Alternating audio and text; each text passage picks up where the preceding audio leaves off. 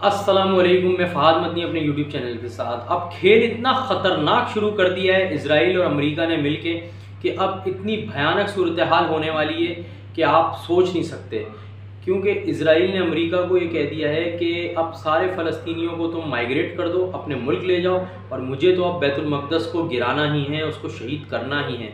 Israel अब बिल्कुल हतमी फ़ैसला कर चुका है। इत्तलात ये आ रही हैं कि वाशिंगटन में डिसाइड हो चुका है कि अमेरिका तमाम फ़लस्तीनियों को माइग्रेशन करवा रहा है। उनको पॉलिसी एक पैकेज अनाउंस करने वाला है। वो पैकेज ये होगा कि आओ हमारे यहाँ बसो अमेरिका में आकर, हम तुम्हें नौकरी भी देंगे छोटी मोटी, और तुम्हें हाउस भी देंगे, घर भी देंगे, घर का अलाउंस भी देंगे, वजीफ़े भी बांधेंगे, तुम्हें वहाँ सेटल करेंगे, मुस्तकिल तुम्हारा पासपोर्ट देंगे, नेशनलिटी देंगे तुम्हें।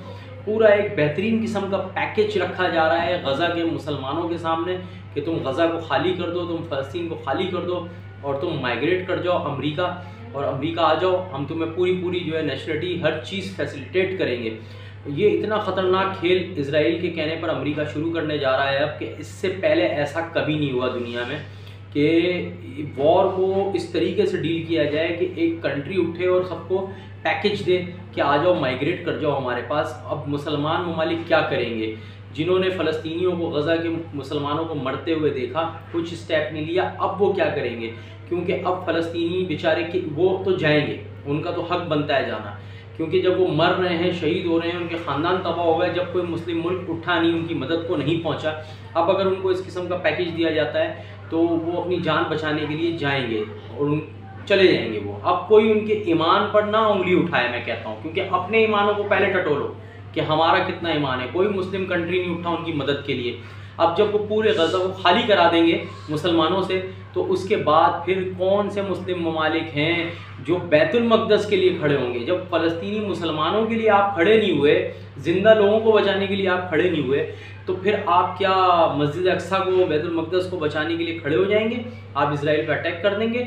आप खुद सोचें, कौन से ऐसे मुल्क हैं जो ये कर पाएंगे? कौन से मुल्क हैं जो उनके सफ़ीरों को बेदखल कर देंगे? कौन से मुल्क हैं जो उनका बायकाट जारी रखेंगे? कौन से मुल्क हैं जो उन पर अटैक कर देंगे? कौन से मुल्क हैं जो ये काम कर सकते हैं? बताएं। मुझे नहीं लगता कोई भी मुल्क ऐसा करेगा। बिल्कुल ऐसे ही जैसे फ़लस्तीनी मुसलमानों की हेल्प नहीं की गई, तो बैतुल मक़दस तो एक इमारत है, इतना किसके अंदर, इनके अंदर ईमान है कि उस इमारत को बचाने के लिए पहुंच जाएंगे? और अगर नहीं पहुंचेंगे और बैतुल मक़दस शहीद कर दिया जाता है, उस पर यहूदी अपना टेम्पल तामीर कर देते हैं, तो समझ लें एंड गेम है। फिर तो बस दज्जाल आया और इमाम महदी अलैहिस्सलाम आ जाएंगे, और बस फिर तो फाइनल वॉर शुरू है। तो ये बहुत ही ख़तरनाक खेल खेल दिया है इजराइल ने, और अमेरिका ने मिलकर पत्ता फेंक दिया है। अब इसमें देखें, ये पहली खेप लेके जाएंगे कोई 50 से 60 हज़ार लोगों की, अमेरिका शिफ्ट करेंगे उनको।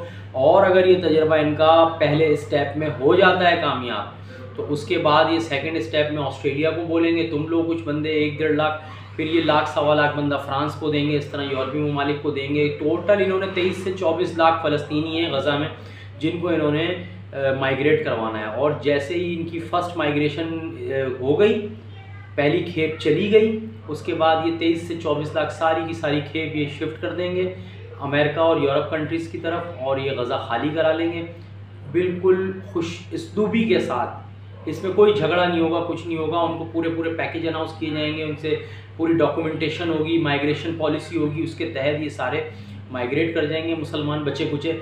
और तकरीबन 45 हज़ार के करीब फ़लस्तीनी तो शहीद ही कर दिए, लाख 1.5 लाख के करीब इतने शदीद ज़ख्मी हैं कि वो तो ज़िंदा कहने के लायक ही नहीं है, उनके कोई ज़िंदा रहने का फ़ायदा नहीं है। तो बाकी रह गए जो 20-22 लाख फ़लस्तीनी, उनको ये माइग्रेट करा देंगे, गज़ा खाली हो जाएगा। गज़ा की साहिली पट्टी के ऊपर इजराइल का प्लान ये है कि हमने एक जदीद किस्म का जो है ना वो शहर क्रिएट करना है, और एक बहुत जदीद किस्म की बिल्डिंग खड़ी करनी है। इन्होंने यहूदी जितने भी पूरी दुनिया में इन्वेस्टर हैं उनको ये अनाउंस किया है कि तुम आओ और यहाँ पे 1 बिलियन जो इनकी करेंसी है, शक्ल है क्या है, जो भी करेंसी का नाम है इनकी, वो 1 बिलियन जो है शक्ल इन्वेस्ट करो, तो हम तुम्हें रिटर्न में 20 बिलियन शक्ल जो है रिटर्न देंगे तुम्हें, यानी 2000% उनको ये प्रॉफिट देंगे। कह रहे हैं यहूदियों को आओ और इन्वेस्ट करो, ये गज़ा की पट्टी पे बिल्डिंग्स बनानी है जदीद किस्म की, और उसके बाद ये बैतुल मक़दस की शहादत होगी, थर्ड टेम्पल तामीर होगा। थर्ड टेम्पल मैंने वर्ड यूज़ किया है क्योंकि 2 टेम्पल ये बना चुके हैं पहले ना, अब ये तीसरा टेम्पल इनको तामीर करना है, जहाँ इन्होंने ताबूत सकीना ला के रखना है। ताबूत सकीना इन्होंने महफूज किया हुआ है, जो जिसमें इनके बनी इसराइल के अम्बिया की जो है मौजज़ात हैं ना वो इनके पास महफूज है, और दाऊद अलैहिस्सलाम का तख़त महफूज है। उस पर इन्होंने दज्जाल की ताजपोशी करनी है बिठाकर, दज्जाल को, वो दाऊद अलैहिस्सलाम का तख़त है जो बरतानिया में इन्होंने संभाल के रखा हुआ है। दाऊद अलैहिस्सलाम का ताज है जो रखा हुआ है, जो दज्जाल को इन्होंने पहनाना है। तो ये है इस वक्त की करंट सिचुएशन। बहुत ख़तरनाक खेल खेलना शुरू हो गए हैं ये लोग, यहूदी और अमरीकी मिलके, और अमेरिका ने मुसलमानों को पैकेज की पूरी तैयारी कर ली है। और अब आप मुझे बताएं ना, क्या कोई मुल्क, मुस्लिम मुल्क खड़ा होगा? 57 इस्लामी ममालिक में कोई उनकी मदद को नहीं किया अभी तक, तो क्या उनके माइग्रेट करने के बाद ज़मीन को खाली बचाने, बैतुल मक़दस को बचाने ये जाएंगे? ये नहीं, मुझे नहीं लगता ये जाएंगे। और अगर ये कहते हैं चाइना रशिया आए, तो चाइना रशिया क्यों आएंगे भाई? आप आपस में जब एक दूसरे को, अपने मुसलमान भाई को बचाने नहीं जा सका, तो चाइना और रशिया हमारे मामा ताया लगते हैं, वो क्यों आएंगे? वो आपकी इतनी सपोर्ट कर रहे हैं कि वो कह रहे हैं आप लड़ो, आप आगे बढ़ो, असला हम देंगे, आपको पूरी सपोर्ट करेंगे। वो कर रहे हैं तो लड़ना तो आपने है ना भाई। आप अगर नहीं लड़ना चाहते तो वो आपके लिए क्यों जंग में कूदेंगे? तो ये बहुत ही ख़तरनाक सिचुएशन इस वक्त हो गई है दुनिया के अंदर। लेटेस्ट रिपोर्ट्स इस वक्त निकल के ये आ रही हैं कि नेतन्याहू ने बाइडन को ये कह दिया है, क्लियर होगी ये बात कि अब हमने इनको यहाँ से निकाल देना है, बेदखल कर देना है, इनके लिए पैकेज ले आओ, पॉलिसी ले आओ, और वरना हम इनको मार देंगे। वरना वो कहता है कि हम कारपेट बॉम्बिंग करेंगे, और कारपेट बॉम्बिंग करके बिल्कुल स्ट्रेट कर देंगे हम पूरे गज़ा को, और उसके ऊपर हम नया जदीद शहर फिर खड़ा करेंगे। और इस सिलसिले में जो है अमेरिका की तरफ से भी कुछ इत्तलात मौसूल हो रही हैं कि बाइडन इंतज़ामिया जो है अपनी कैबिनेट के साथ मीटिंग में है, और वो इस सिलसिले में मशावरत कर रहे हैं, और उनकी जो है आपस में इंटरनल मीटिंग्स वगैरह जारी हैं कि इस इशू को किस तरह लेना है, क्या करना है। और अब इज़राइल पीछे हटने वाला नहीं है। वो कहते हैं हमने 2000 साल इंतज़ार किया है इस सारे मामलात का, तो लिहाजा अब हमने तो ये करके ही रहना है। आप ये सोचें ना, इज़राइल से कोई पूछे कि भाई तुम जब दुनिया में दरबदर फिर रहे थे, तुम्हें इज़राइल में लाके बसाया गया, एक मुल्क बनवा के दिया गया, तो तुम उस वक्त तुम्हें अमेरिका ने क्यों नहीं रख लिया? उस वक्त तुम्हें यूरोप के किसी मुल्क ने क्यों नहीं रख लिया? उन्होंने क्यों नहीं तुम्हें पनाह दे दी? कोई एक स्टेट क्यों नहीं दे दी? अमेरिका के बाद इतनी 57 स्टेट्स हैं कि अमेरिका एक स्टेट नहीं दे सकता था इनको? कुछ नहीं दिया तुम्हें किसी ने, तुम्हें दरबदर फिरते रहे तुम। आज तुम फ़लस्तीनियों को दरबदर कर रहे हो, जो वहाँ 1400 साल से रह रहे हैं, उनको तुम दरबदर करना चाह रहे हो, उनको तुम इस तरह का गेम खेल रहे हो उनके साथ। इनसे कोई पूछने वाला नहीं है। असल में ये निहत्ते मुसलमानों को शहीद कर सकता है। अगर इसको ये पता हो ना कि अभी कोई इस्लामी मुल्क उठेगा और इस पर हमला कर देगा, ये सबसे ज़्यादा डरता है इस चीज़ से कि कोई इस्लामी मुल्क मुझ पर हमला ना कर दे। इजराइल अगर किसी चीज़ से डरता है, मैं आपको लिटरली बता रहा हूँ, वो सिर्फ इस चीज़ से डरता है कि कोई मुसलमान मुल्क खड़ा होकर हम पर हमला ना कर दे, बस वो इस चीज़ से डरता है। तो ये मामला जो है अब हमारे उससे ना बाहर होने वाले हैं, कंट्रोल से बाहर होने वाले हैं। ये मामला अभी किसी के इख्तियार में नहीं रहेंगे, क्योंकि ये जो पत्ता फेंका जा रहा है अब, ये इतना ख़तरनाक पत्ता है कि इसके बाद अब मामलात और हालात जो हैं वो किसी के कंट्रोल में नहीं रहेंगे।